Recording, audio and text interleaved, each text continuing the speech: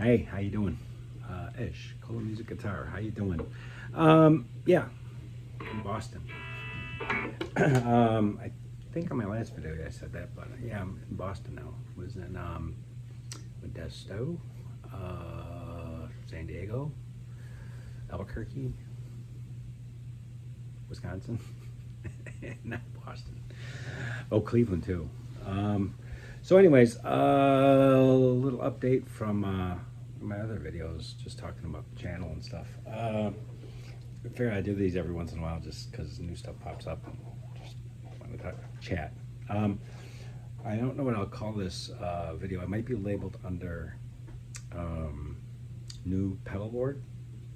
And then I'm going to talk, or maybe I'll do a separate video. I might do a video on this. Yeah, I think we'll do it on this. Just a little some pentatonic stuff that I wanted to show because I did a pentatonic video and I think it's got 11 views. So get some more views. All right. Anyways, I got a new pedal board. So I'm here and there's no gigs, but you can play outside and you don't have to wear a mask as of like last week. So pretty cool. I think we're getting out of this COVID thing, I hope. So I've got like a regular pedal board for doing gigs and stuff. It's got a lot of cool pedals on there. And actually just, and then I've got my travel pedal board. So, why do I have a travel pedal board? Well, because we're guitar players and that's what we do. I watch a lot of that 5 Watt World, a great YouTube channel. I love that guy. His name's Keith. I hope so. Whatever. I've watched every single one of his videos. I can't remember his name, but I think it's Keith. I'm getting old. Anyways, so that him and Rhett Scholl made a couple of videos on some small nano pedal boards, or like real small pedal boards, just for traveling, and such is the case here. And actually, I've been playing outside. I played in San Diego out in the harbor. It was fun for change. Busking, I guess they call it, but I don't sing, so I just play solo guitar. It's kind of fun. It's fun for me because really you could spend all your time in your bedroom as a guitar player, and if you don't get out, you're not done. That's not the point of playing guitar, I think. Well, I don't know, whatever.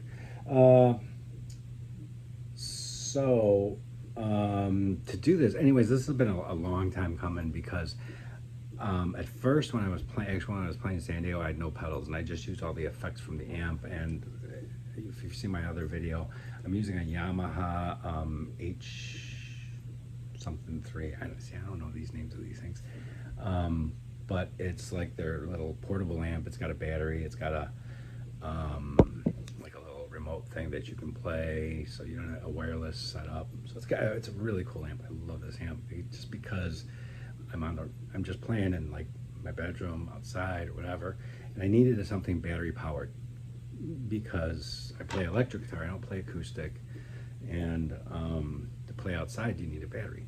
Okay, so I couldn't take any pedals because nowadays, for whatever reason, because of space limitations inside a pedal, a lot of the pedals aren't battery powered.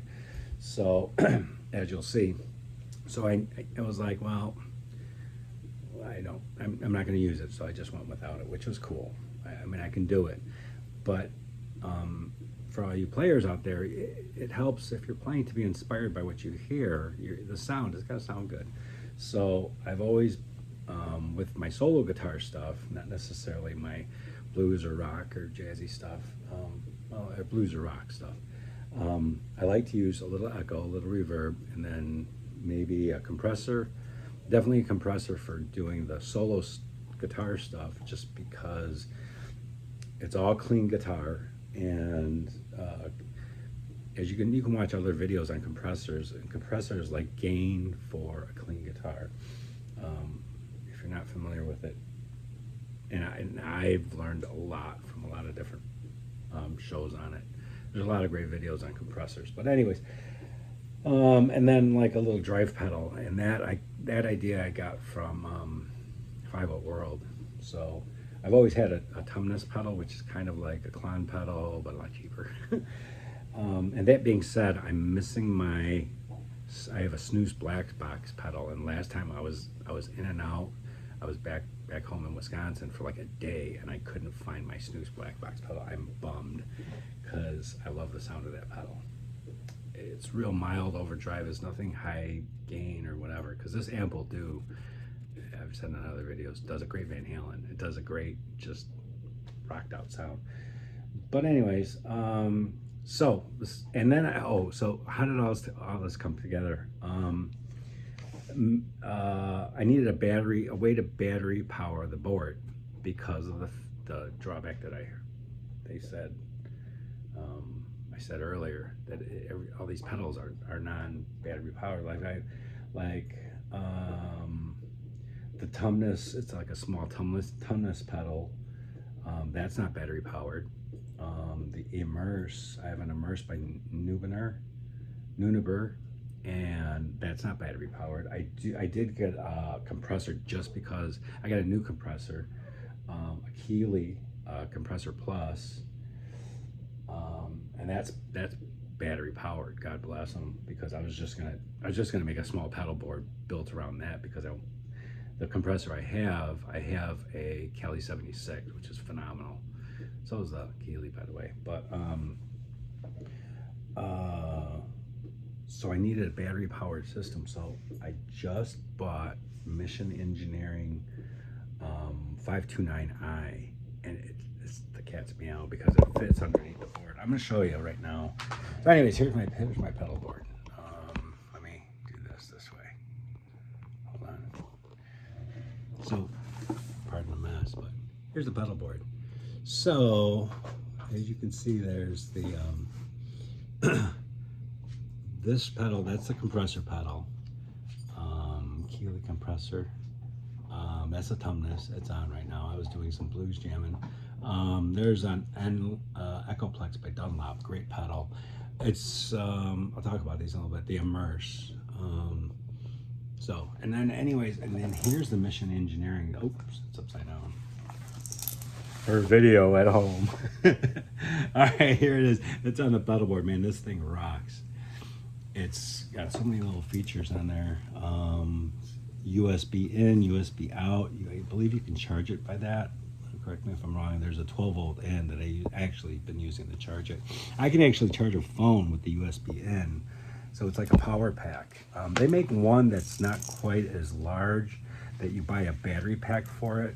And I was gonna go that route, but it's only got 5 outputs. Now granted, I'm only using 4, but if I ever want to expand and throw another pedal on there, not that I would, but you know, should I need a battery supply or one more pedal or a few more pedals, this would be able to handle it. So I figured, why not just buy the bigger one and have the room to expand if I wanted to. Also, you can, it was really kind of important, you can do an 18 watt voltage, 18 watt power out of this. So actually I have got another compressor and I could power that on 18 volts, which is pretty cool.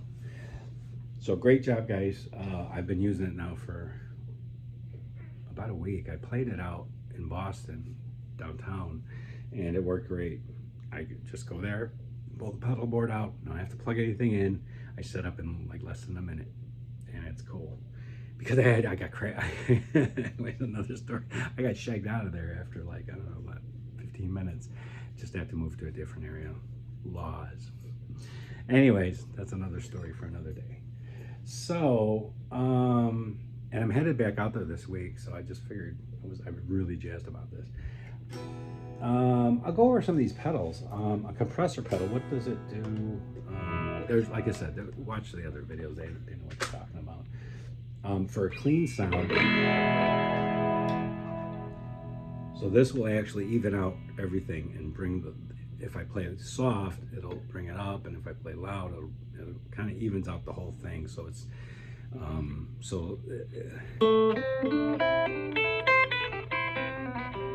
anyways, I do a lot of tapping. It just helps. It helps push the sound. For me, it helps push the sound forward. I'm really kind of picky when, pun intended. Anyways, when I'm finger picking, I can always hear like the B and the E string are too soft in some cases. And this kind of evens that out. Like if I'm playing the B and E string, I have to pick softer because there's more give to the string or whatever, and it's that the tone is thinner, and this helps boost that out, I feel. So maybe I'm wrong, but it's my crutch. The Echoplex is kind of like it says. I mean, there's all different, and actually it's got a tap button that's coming in like about a week or whatever, but not that I need it, but I kind of do it. So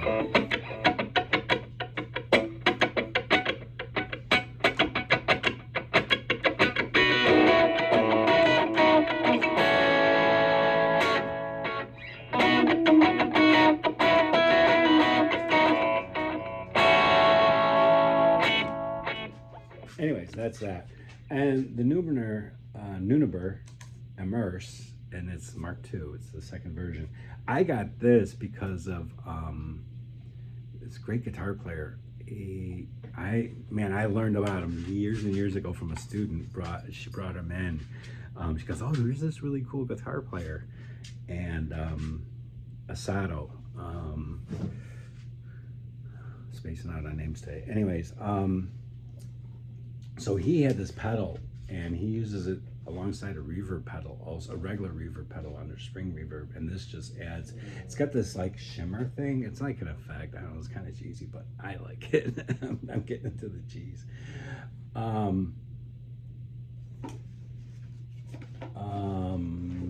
So here's what, I'm gonna turn everything off. I'll turn the Echoplex off, and then you can hear it. And actually, so you hear that little thing in the background? And it's been kind of cool because for the chord stuff that I'm doing,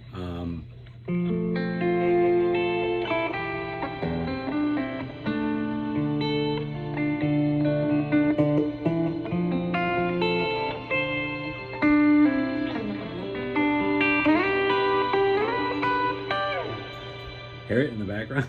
It's kind of cheesy, but I'm digging it. So whatever. You gotta have, this is really for my students and whoever the hell else is watching this. You gotta have fun with it.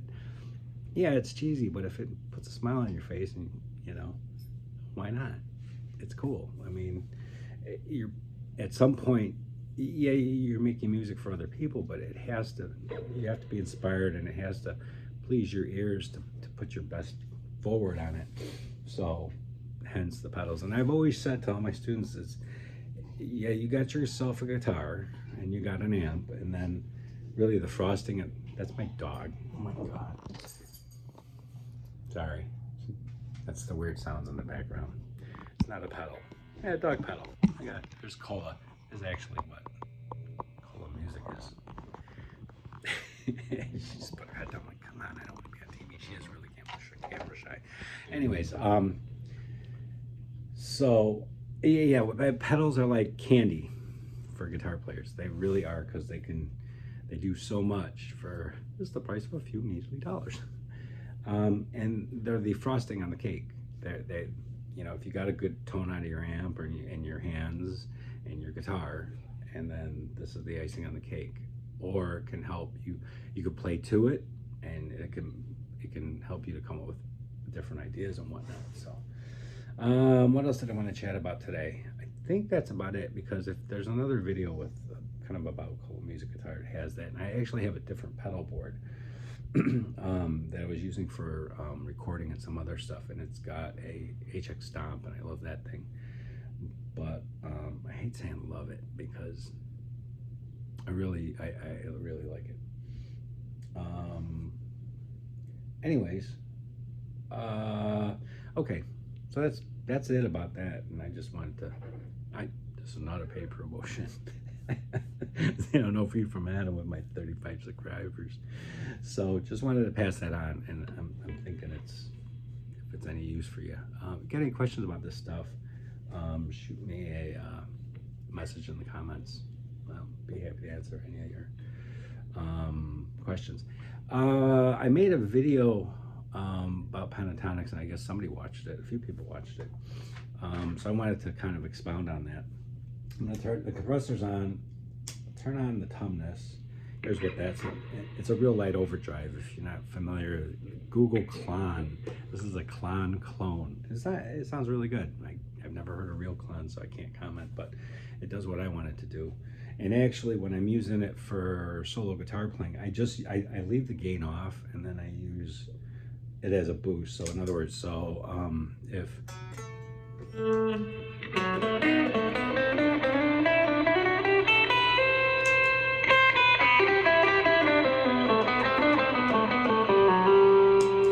clean blues, and there's a couple things. So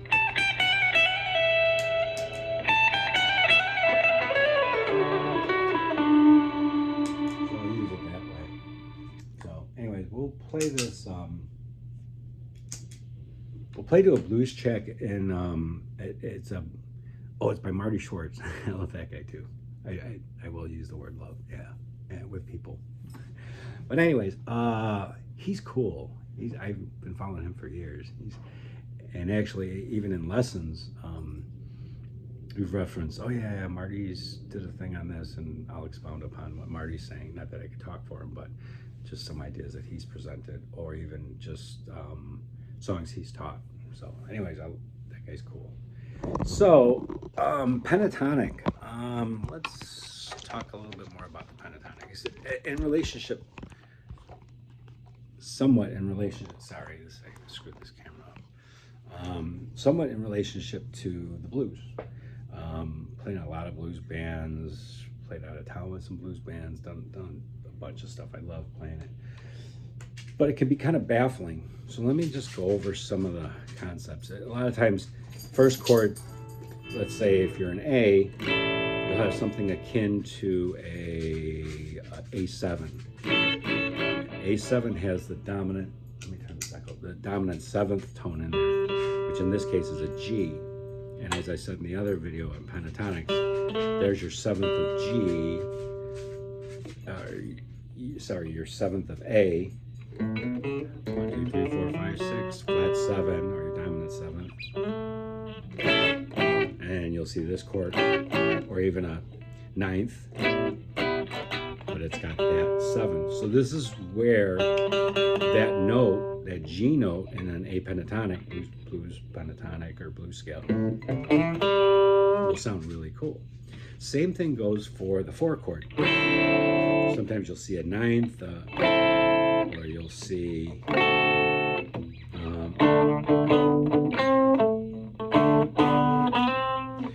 it will be the 7th of your 4 chord, or your, in this case, your D.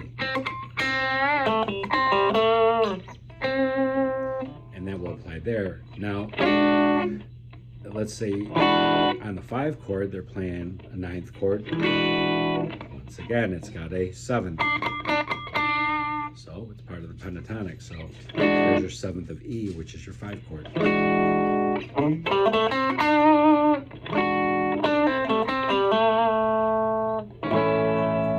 So all these tones in the pentatonic are really key to playing and negotiating the changes.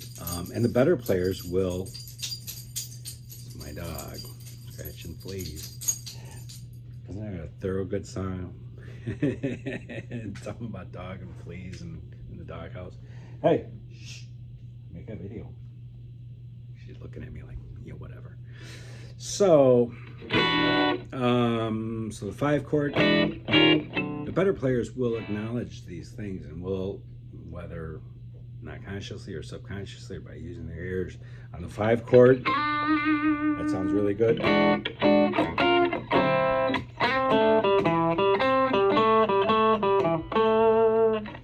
If I'm the 4 chord, when that 4 chord comes up and I play that G string on the 5th fret, that is the 7th of the 4 chord. And then I end on home bass, which is da da da da A.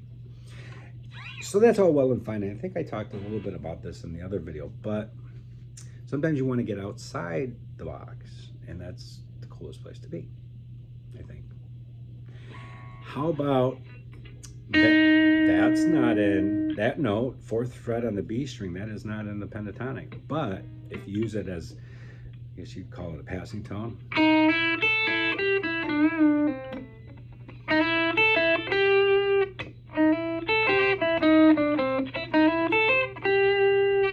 Or remember I said that's the 7th of D, but it's part of the pentatonic scale. But if you're over a major chord, you can slide that to the 3rd, and you hear a lot of old blues players and rock players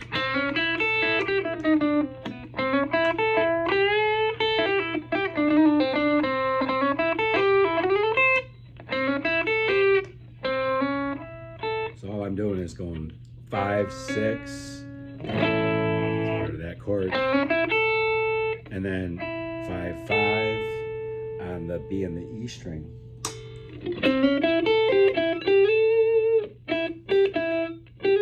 This is just going back to the A, sliding up. I also mentioned in the other video the blue note, or flat 5 or sharp 4, whatever you want to call it.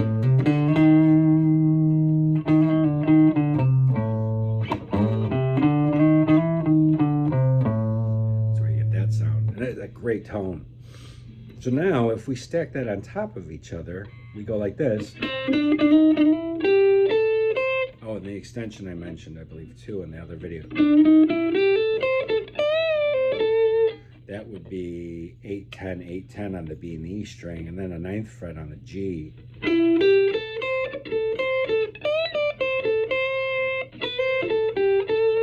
And that little slide there is good, too. That's a little outside the pentatonic as a valid tone.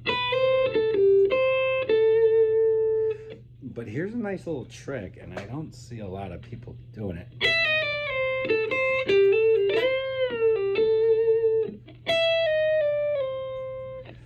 I'm going from the 12, 11, 10, which is really the same thing as this, which is really the same thing as this, on the A string, on the G string, and there it is on the E. Now, why is this important? Because you should know your fretboard. Yeah, they're the same notes, but and not that they even function differently, but they're in different places. And if you're down here, that's part of that run.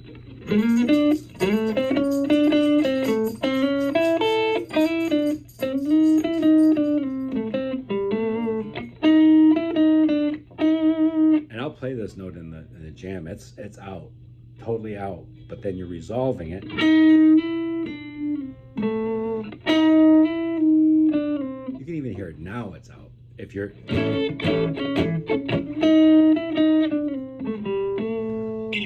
and that's really the beauty of it. So don't be so afraid of those non-butter notes. That's a Miles Davis quote. Don't play just the butter notes.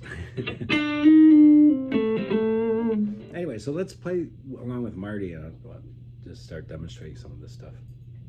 Oh, anyways, this is a Marty Schwartz. It's for Marty Music. Hey, Marty. And it says Blues Jam Track in Key of A. It's got a cool picture of a seafoam green Strat. A little bit beat up, but it's got patina. Pantina. It's got patina, Mom. Here we go. Anyways, what's he doing? Da, da, da, da, da. This is like total Chicago blues. You can go to any blues club in Chicago, and that's what. Boom, ba, da, da, da, da, da, da.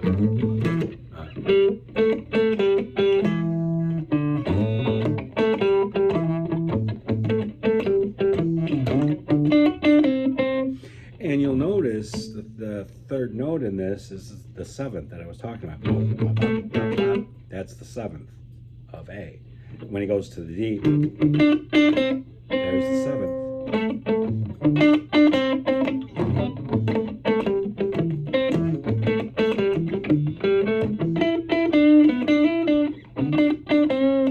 Da, da, da. There's the 7th. There's the 7th. And all that is just the octave. A, 7th. Not much to it in terms of what you're playing, but it's too cool. It's got vibe, it's got rhythm, and Marty does a great track here. So let's just goof around. I'll set the solo kind of slowly, because I think you should. You could, kind of like the 5 Out World minimalist. Yeah, watch this or listen to this. Just play a couple notes. It'll sound cool. Let's go for the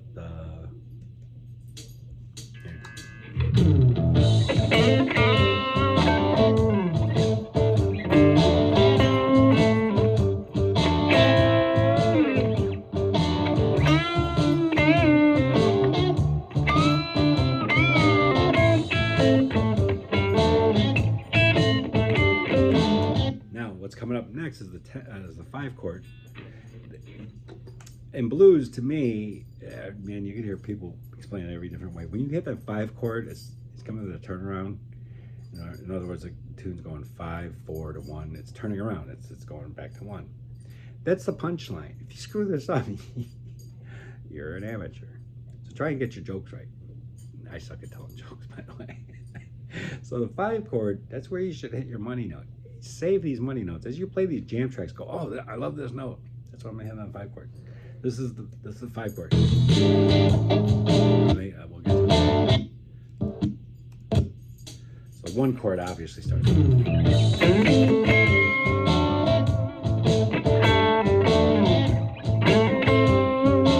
Repeated myself. 4 chord.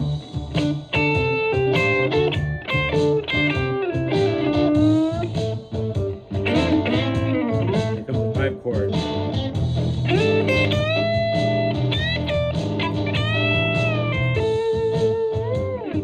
There's the 1 chord. What am I hitting? It's a 1 chord, which is A. I'm here on the 10th fret on the B string, which is the root note. All right, so that's a little bit negotiating some of that. Let's try it again. I don't have to rewind this. I should actually let it play. All different kinds of ideas.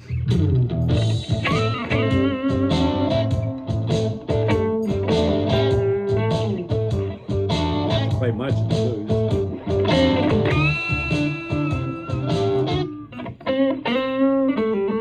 Well, that's all I did. This is a great note to bend. Obviously, millions and billions of people have done it. That G string on the 7th fret, and it's bending to the 5 or the 5 note, that E.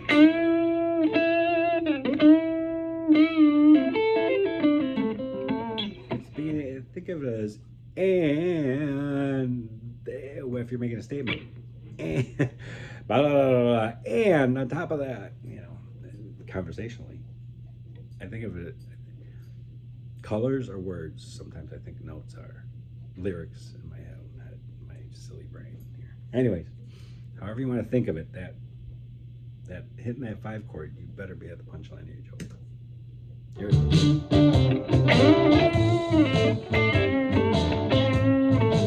Here it is.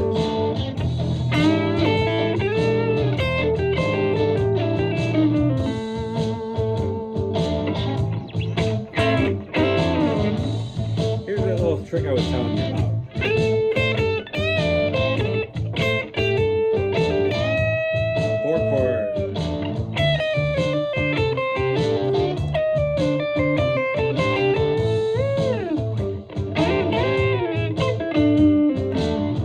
So,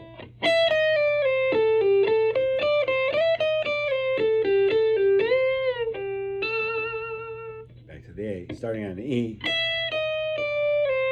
and I shift down to, so 12, 11, 10, which is, what I explained before, down to the 8th fret, and then 10th fret on the B string.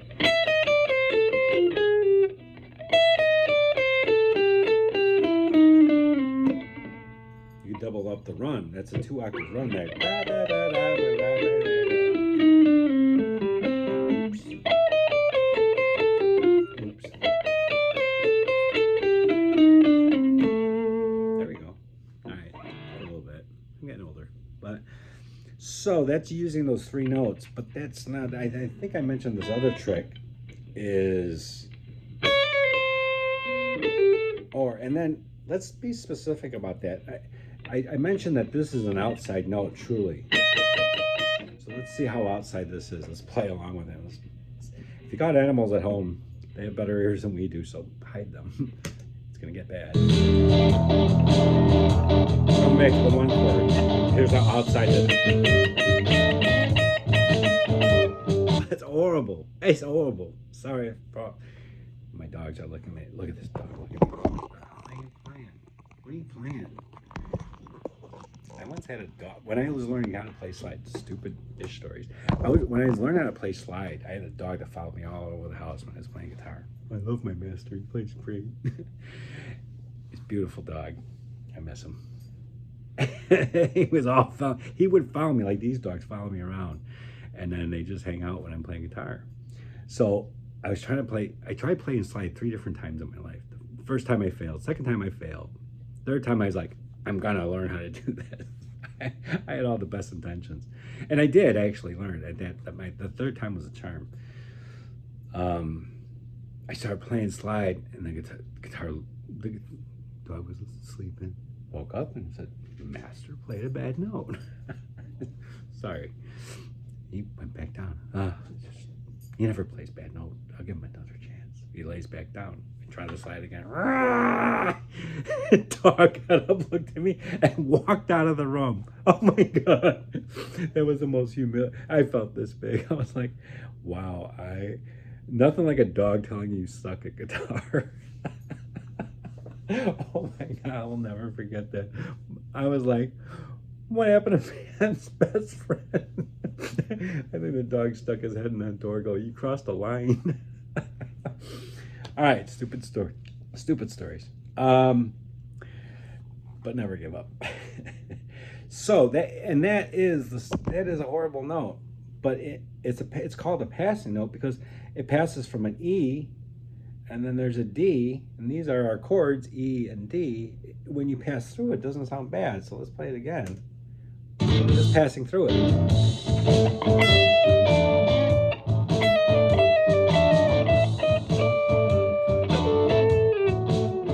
And I think it's because of the brains or your listeners, your audience, whoever's listening to your solo, if you're taking a solo, who's ever listening to you play, the inability to hear that in and of itself, as opposed to the first way I played it. And you could play it that way, and if you never go anywhere with it, it's unresolved tension, then you're not really being a musician, you're just being annoying, like I was with the slide guitar with that poor dog. So a good musician is able to manipulate that tension, create tension and release. That's, in my opinion, that's a sign of a musician. Not just a rock star or a blues star, whatever you want to call it. He's able to take those and resolve it, and that's releasing the tension. And that's the art of making music. We're part of the art of making music. So I said also this note is also kind of out there. So that is an E flat, and there's an E flat right here. And that's a nice note because it's right in that little pentatonic box. So if you're just learning the scale, and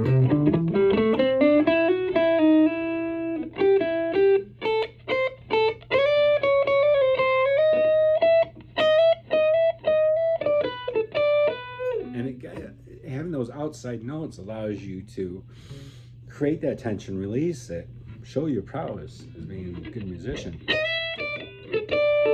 And then here's the other one.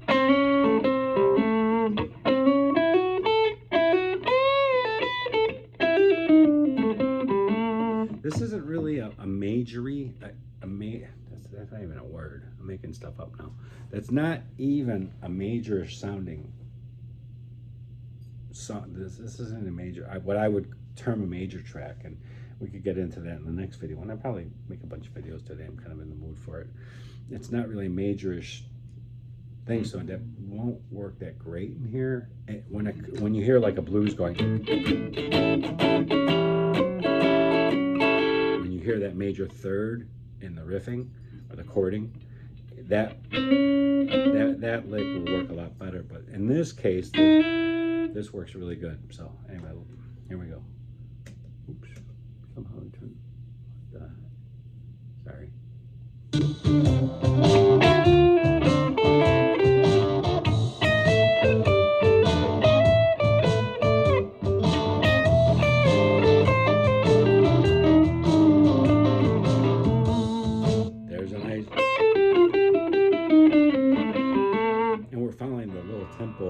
turn around. So that's kind of the punchline.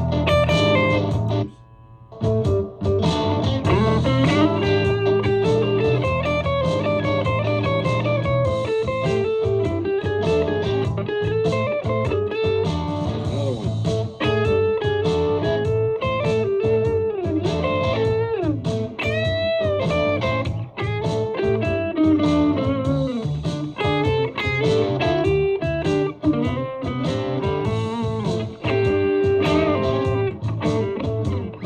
Punchline.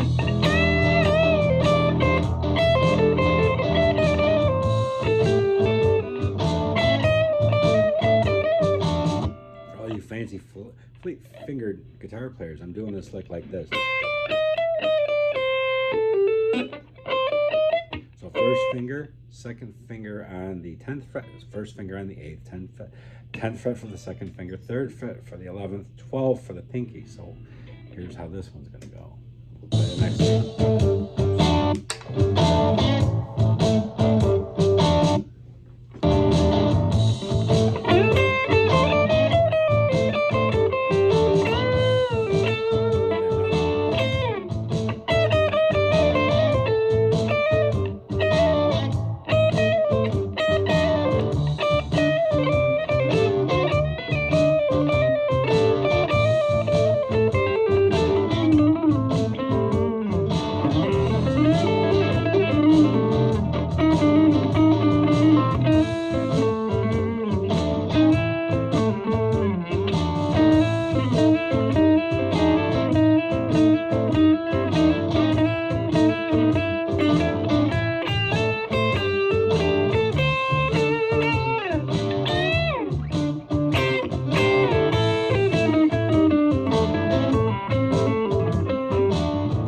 It's just, I'm doing a lot of this, and this is a little lickage here for you.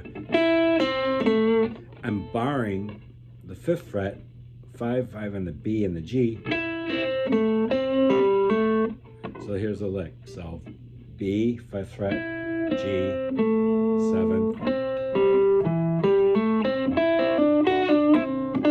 Or we could bar this one and then bar this one. I'm doing 2 notes right after in succession. So B string, G string to the root note, the 7th on the D.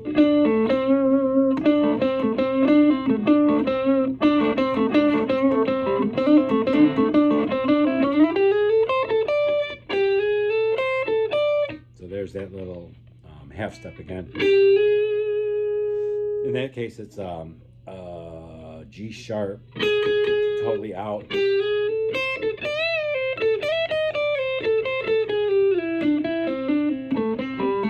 So 12, 11, 10, 8, and then to the B string, 10, 9, 8, and then here's the duplicate of the higher one, the octave lower, 9, 8, 7, 5, 7 on the D. That was on the G string. 7,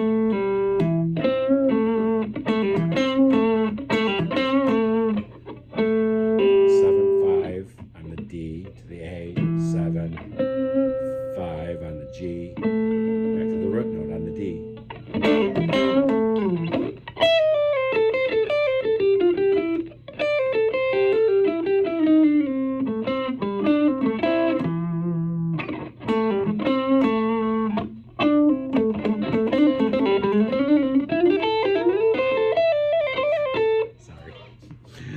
All right, you have a good day. This ended up being a long video, but talking about gear and a little pentatonic news. So just thought I'd point that out. Once again, those are that G flat, no, A flat, G sharp note outside, and also the E flat note being outside. Play with those. Chromatically, it throws a little chromaticism in your playing and throws an extra note, which rhythmically can be advantageous when you're playing faster. You need it, you know. So we'll talk more about it later. But all right, have a good weekend or weekend. All right, take care.